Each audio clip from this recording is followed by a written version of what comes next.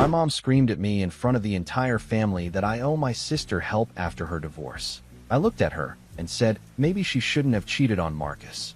The room went dead silent. Mom's face turned white. Nobody has spoken to me since. My name's Jake. I'm 33, and about 3 weeks ago I committed what my family is calling the worst act of betrayal since my Uncle Reggie wore a Cowboys jersey to my grandfather's funeral. Except what I did was apparently worse than disrespecting the dead, because at least Reggie still gets invited to Thanksgiving. Me? I'm currently in what I can only describe as familial exile. My mom won't answer my calls. My dad sends me texts that just say disappointed, with no punctuation, which somehow makes it worse. And my sister, the person at the center of all of this, has blocked me on every platform known to mankind, including LinkedIn, which I didn't even know she had. But I'm getting ahead of myself. Let me back up and give you the full picture, because if I just told you the punchline without the setup, you'd think I was the villain. And maybe I am. But I think once you hear the whole story, you'll understand why I said what I said, even if it blew up my entire family in the process. So here's the deal. I grew up in a pretty standard middle-class family in the suburbs outside of Richmond, Virginia. My dad, Glenn, worked for a logistics company for about 30 years. My mom, Diane, was a dental hygienist who went part-time once my sister and I were in school. My sister's name is Paige, and she's 2 years older than me. Growing up, Paige and I were close in the way that siblings who share a bathroom are close, which is to say we tolerated each other and occasionally had fun doing it. But here's the thing about my family that I didn't fully understand until I was well into my 20s. Paige was the star, not in a cruel, Cinderella and the evil stepsisters kind of way. It was subtler than that. Paige was the one whose report cards went on the fridge. Paige was the one whose dance recitals my parents never missed, while my baseball games were hit or miss depending on whether my dad had overtime. Paige was the one who got the newer car when she turned 16 because she needed something reliable, while I inherited a 2003 Honda Civic with a passenger door that only opened from the outside. Again, none of this was extreme. I wasn't locked in a cupboard under the stairs. But there was always this unspoken understanding in our house that Paige's needs were the priority, and mine were the leftovers. When college came around, my parents helped Paige with her tuition. Not all of it, but a solid chunk. When it was my turn, the money had dried up, and I was told to apply for scholarships and figure it out. I did. I worked 2 jobs through school, graduated with a degree in accounting, and clawed my way into a decent career. I'm not bitter about it. Okay, maybe a little bitter, but I've made peace with the fact that I'm the bootstrap kid and Paige is the golden child. It is what it is. Now, Paige married a guy named Marcus when she was 26. Marcus was one of those guys who seemed perfect on paper. Good looking, good job in pharmaceutical sales, drove a nice truck, knew how to charm parents. My mom loved Marcus like he was the son she always wished she'd had, which was a fun thing to witness as her actual son sitting right there at the dinner table. My dad thought Marcus was solid. Even I liked the guy, honestly. He was easy to talk to, always brought good beer to cookouts, and never made things weird. They had a big wedding. My parents helped pay for it. I was a groomsman because Paige asked me to be, and I'll admit the whole thing was a nice time.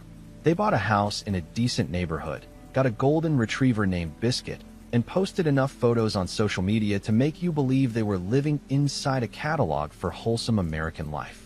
For about 5 years, everything seemed fine. Marcus and Paige came to family dinners. They hosted a 4th of July party every year.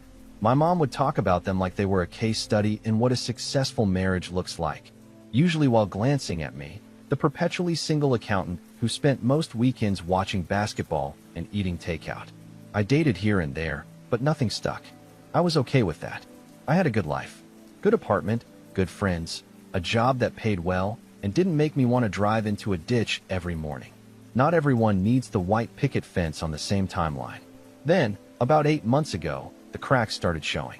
Paige started showing up to family dinners alone. Marcus was always working late or traveling for a conference.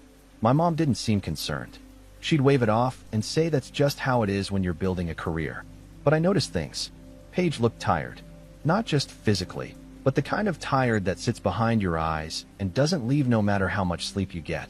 She was shorter with people, quicker to snap, and she stopped posting those perfect photos online. I tried to ask her about it once. We were at my parents' house for a Sunday dinner, and I caught her alone in the kitchen while she was refilling her wine glass. I said something like, "Hey, is everything okay with you and Marcus?" She looked at me like I'd asked her to solve a calculus problem on the spot. Then she said, "Everything's fine, Jake. Mind your own business." And that was that. About 2 months later, Paige announced that she and Marcus were getting divorced. She showed up at my parents' house on a Saturday morning, mascara streaked, overnight bag in hand, and told them it was over.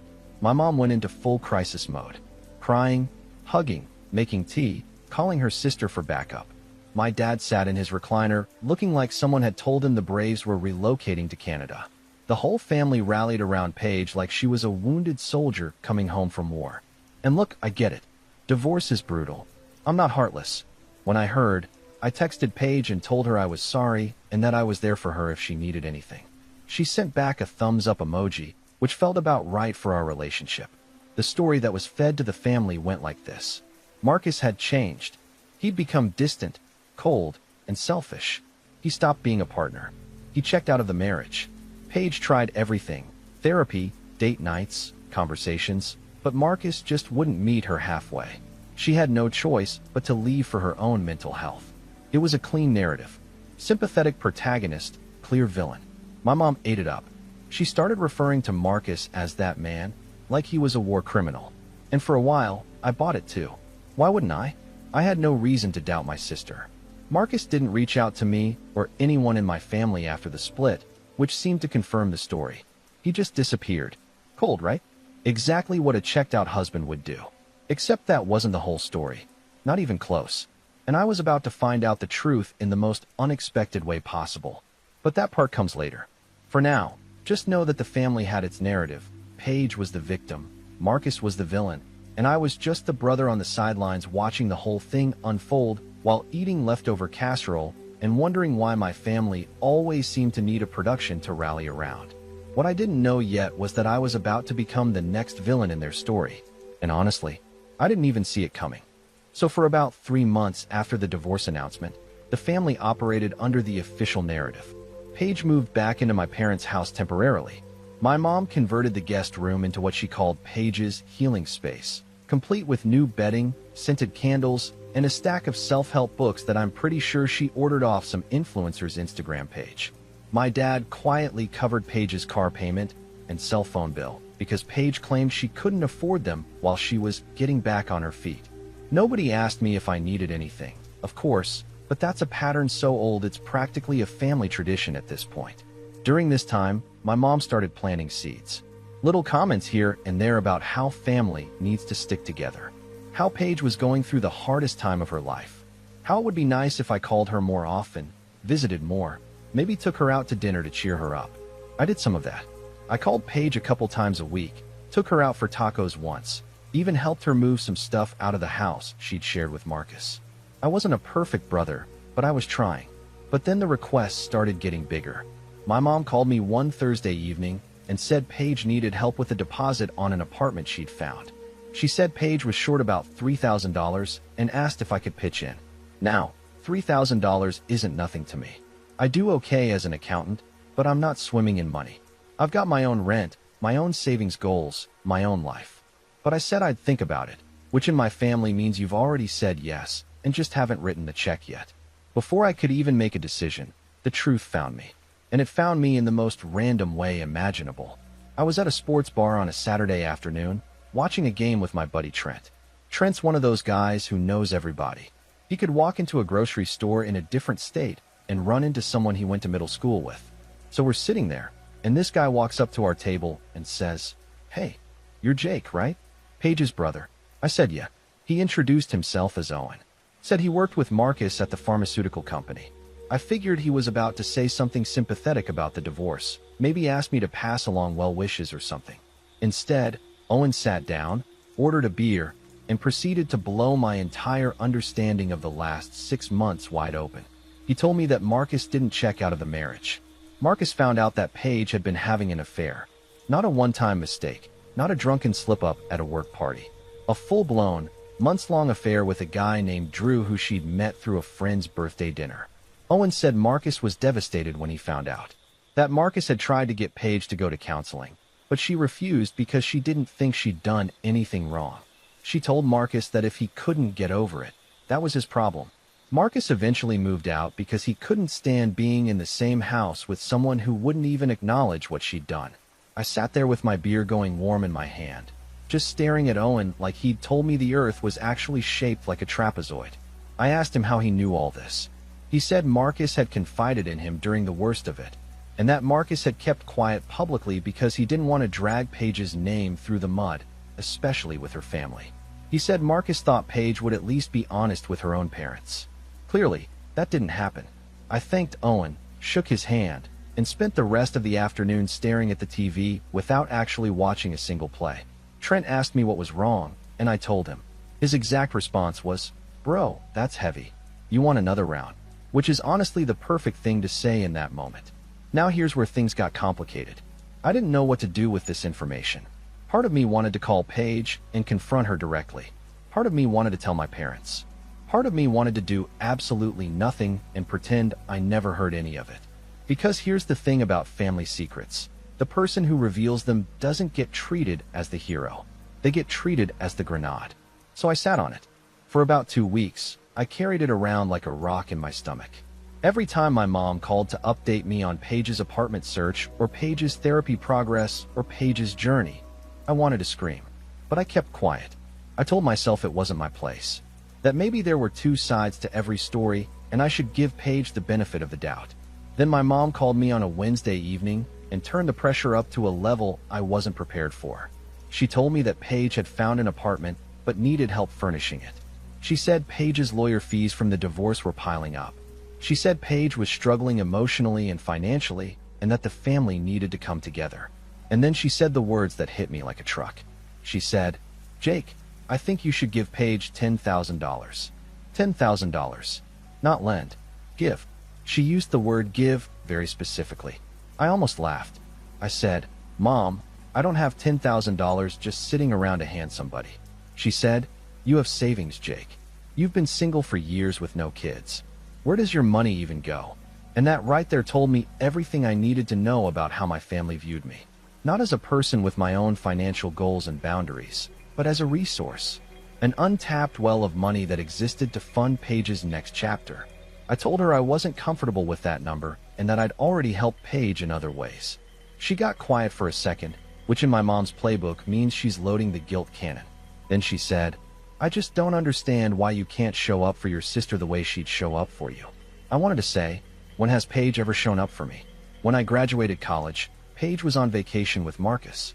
When I got promoted last year, nobody even mentioned it at dinner because Paige was upset about something with her HOA. But I didn't say any of that.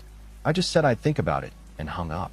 Over the next couple of weeks, the pressure campaign intensified. My dad called me, which he almost never does, and gave me a halting, clearly rehearsed speech about how family helps family and how he raised me to be generous.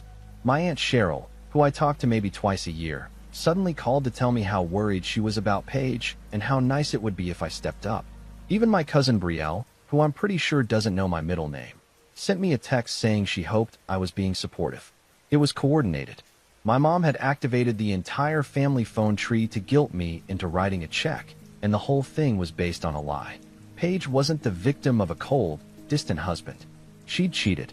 She'd blown up her own marriage, let Marcus take the blame, and was now financially milking the sympathy she didn't deserve. Every conversation about helping Paige felt like swallowing glass. I knew the truth. They didn't. And the gap between those two realities was getting wider every single day. The worst part was that I still hadn't confronted Paige. I kept telling myself I'd find the right moment, the right words. But honestly, I think I was scared. Not of Paige, but of what would happen to the family once the truth came out. Because I knew in my gut that they wouldn't thank me for it. They'd blame me for ruining the story they'd all agreed to believe. And as it turned out, I was absolutely right about that. Because the moment the truth finally came out, it didn't come out in a calm, measured, one-on-one conversation like I'd planned. It came out at the worst possible moment, in front of the worst possible audience. And it came out because my mom pushed me past the breaking point on a Sunday afternoon in her living room, in front of everyone who mattered. But I'll get to that, because what happened next deserves its own chapter.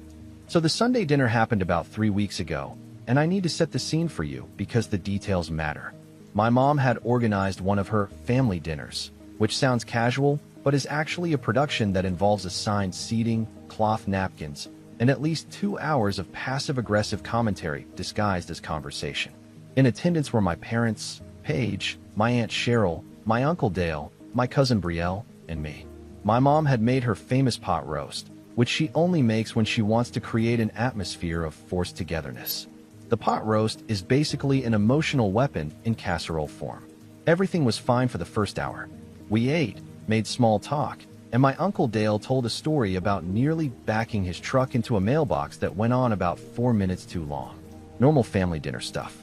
Paige was quieter than usual, but my mom kept bringing up her apartment progress like she was Paige's personal publicist. Paige found the cutest curtains. Paige is thinking about getting a new couch. Every sentence was designed to remind the table that Paige was bravely rebuilding her life after her terrible husband destroyed everything. I was doing fine, keeping my head down, eating pot roast, nodding at the right moments. I had no intention of saying anything. I swear on everything I own, I walked into that house planning to keep my mouth shut, eat my dinner, and leave without incident. Then my mom turned to me. She had that look on her face. The one where her eyes get soft, but her jaw gets tight, like she's about to deliver a compliment and a gut punch at the same time. She said, and I'm quoting as close to verbatim as I can remember, "Jake, I've been thinking, and I really feel like it's time for you to step up for your sister. She's going through the hardest thing she's ever been through, and she needs her family. She needs you." I set my fork down. I said, "Mom, I've been helping Paige. I've been calling her. I helped her move. I took her out. What else do you want me to do?" She said, "You know what I'm talking about, Jake. She needs financial help. Real help. Not a dinner at a taco place. She needs her brother to show up the way a brother should." The table got quiet. Everyone was suddenly very interested in their pot roast. Paige was looking down at her plate, but she wasn't stopping it. She wasn't saying, "Mom, leave Jake alone," or "I don't need his money." She just sat there and let my mom do the work for her. My dad chimed in. He said, "Your mother's right, Jake. Family takes care of family. That's how we raised you." Aunt Cheryl nodded like she was watching a TED Talk. Brielle was staring at me with that face people make when they're uncomfortable but also mildly entertained. And I felt it building.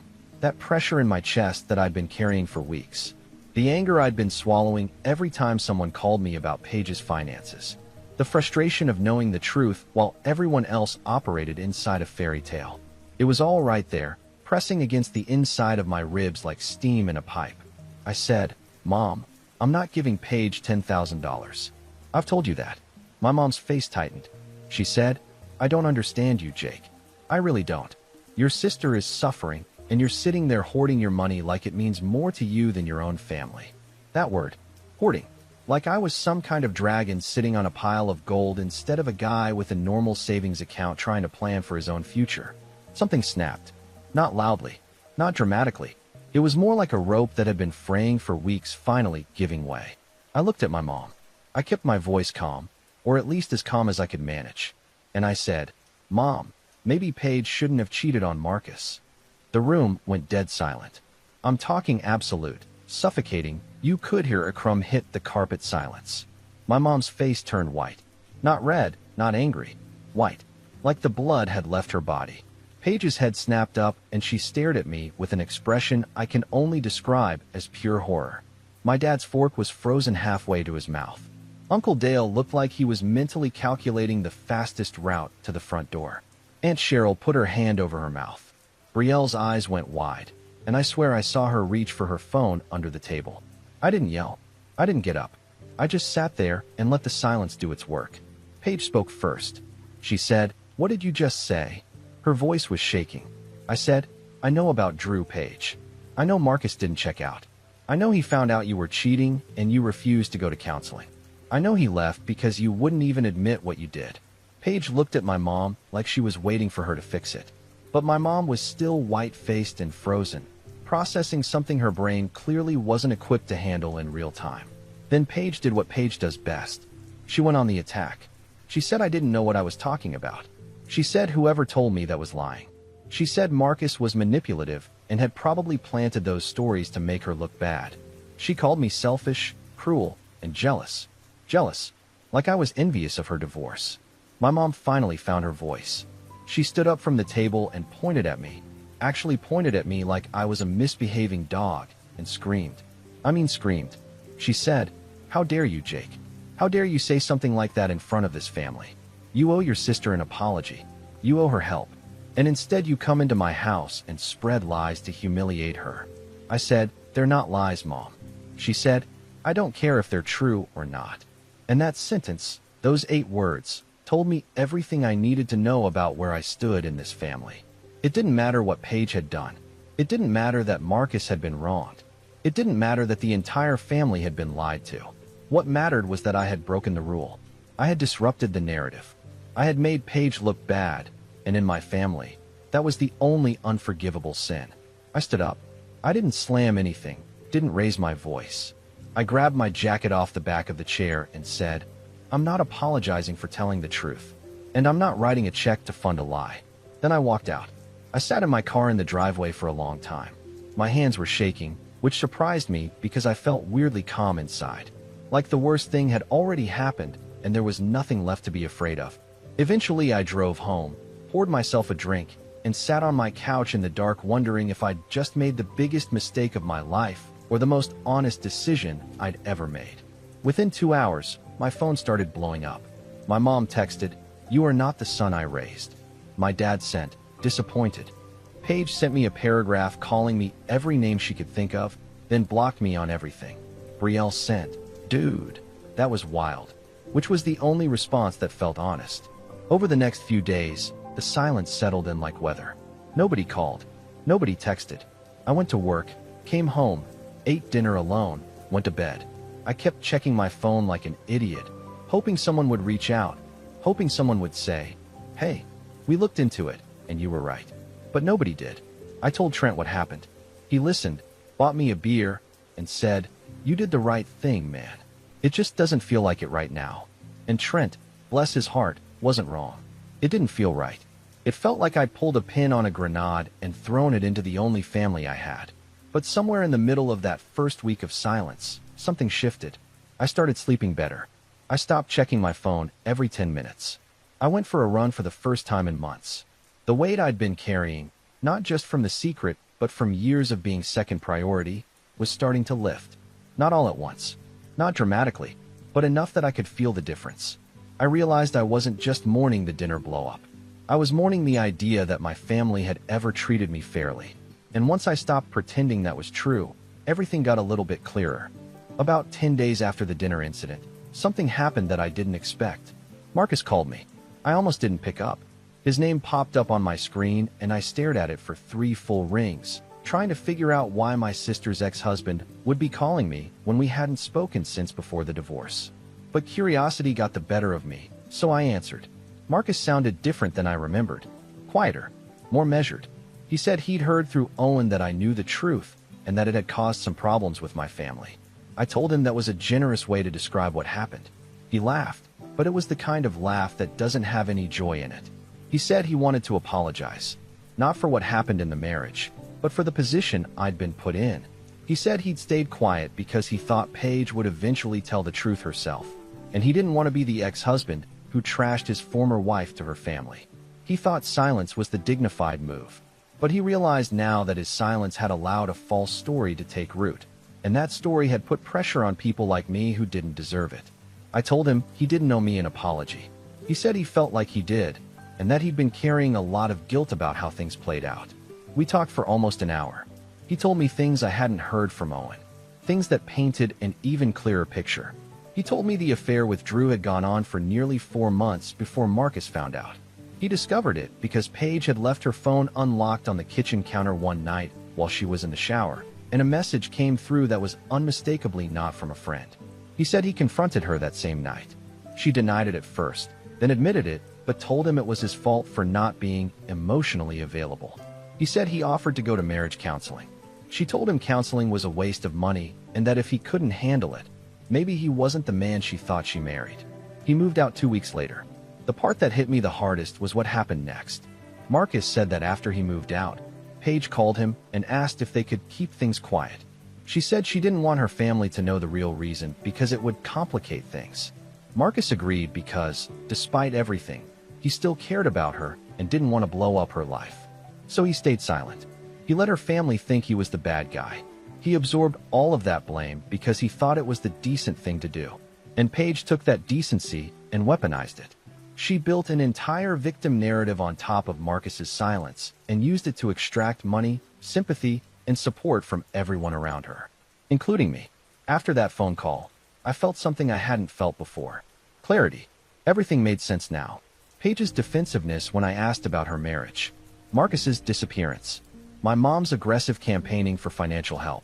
It was all built on a foundation of lies, and I'd been the only one willing to say it out loud. Over the next week, I did something I probably should have done from the beginning. I reached out to Brielle. My cousin had always been the most honest person in our family, probably because she was far enough removed from the inner circle to see things clearly. I called her and asked her straight up what the family was saying about me. She didn't sugarcoat it.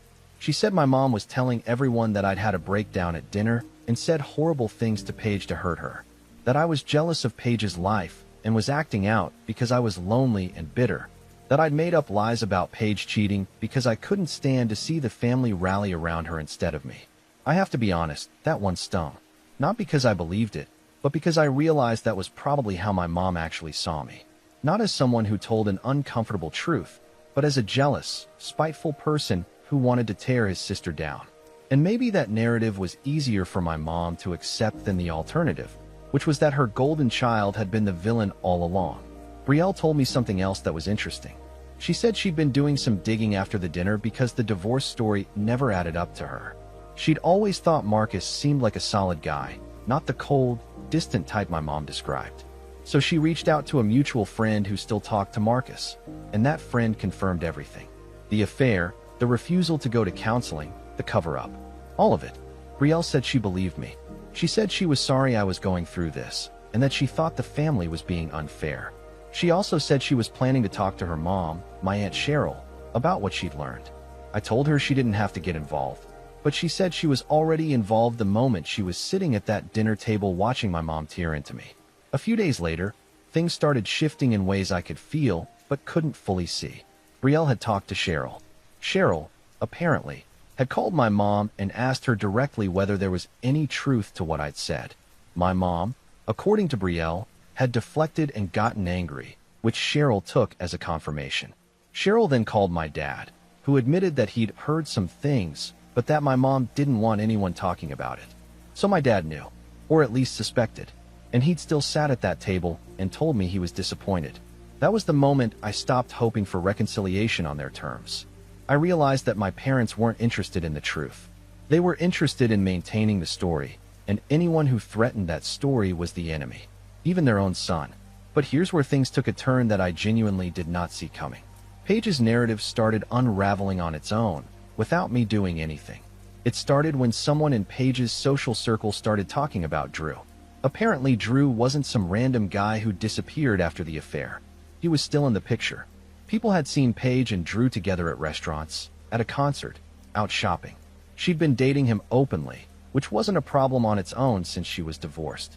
But the optics of publicly dating the guy you cheated with while telling your family your ex-husband was the reason your marriage failed was a look that even Paige couldn't spin. My mom found out about Drew through one of her friends who'd seen Paige at a coffee shop holding hands with a guy who definitely wasn't Marcus. My mom confronted Paige, and Paige reportedly told her it wasn't a big deal and that she'd started seeing someone new. My mom, not being stupid, asked how long she'd known him. Paige fumbled the answer. And just like that, the fortress started crumbling.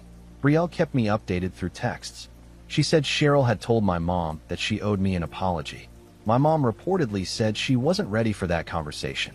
My dad hadn't said anything to anyone, which was his default setting for any situation that required emotional courage.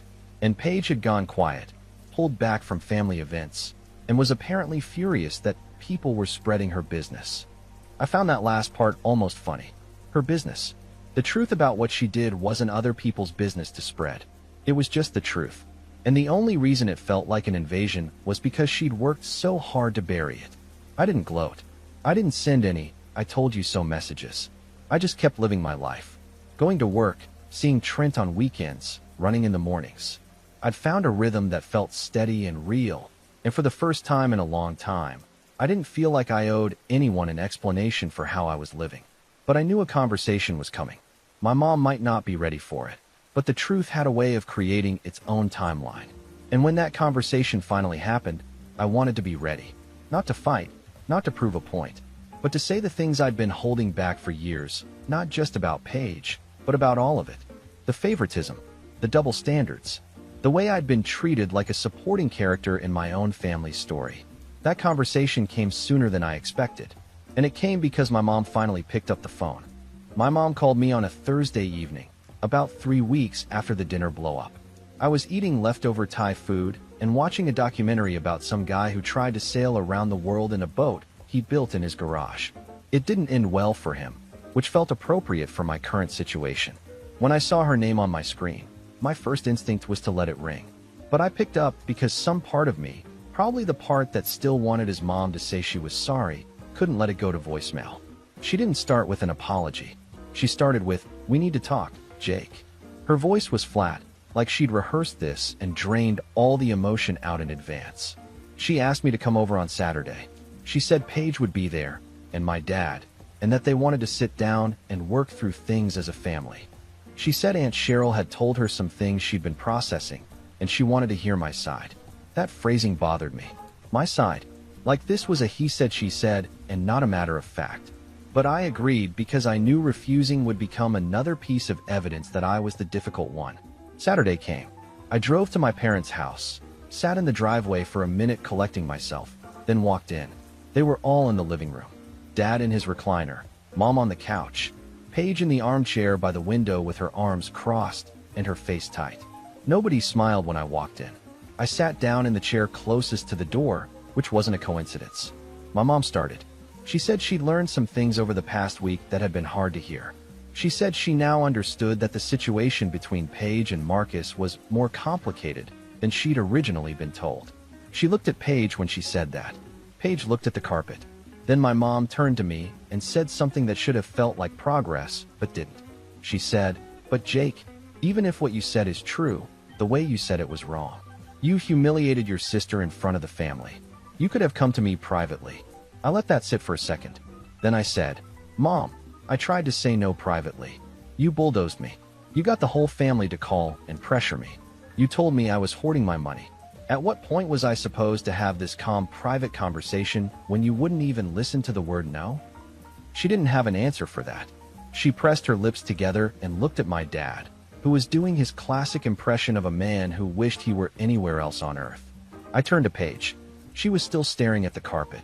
I said, "Paige, I need to ask you something. Why did you lie? Not just to them. To me. I'm your brother. I helped you move. I took your calls.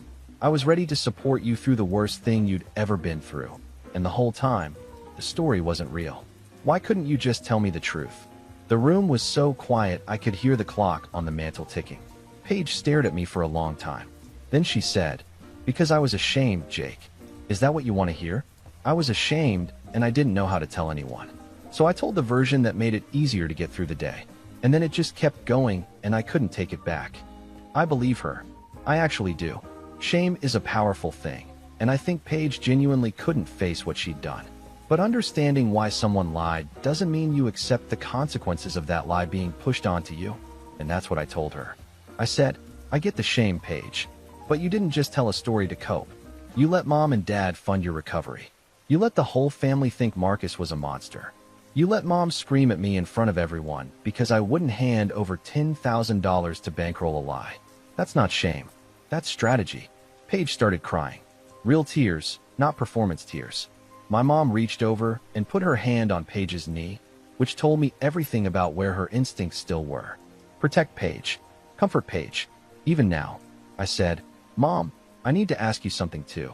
She looked at me with that tight expression she gets when she knows she's about to hear something she doesn't want to. I said, "Why has it always been like this? Why has Paige always been the priority?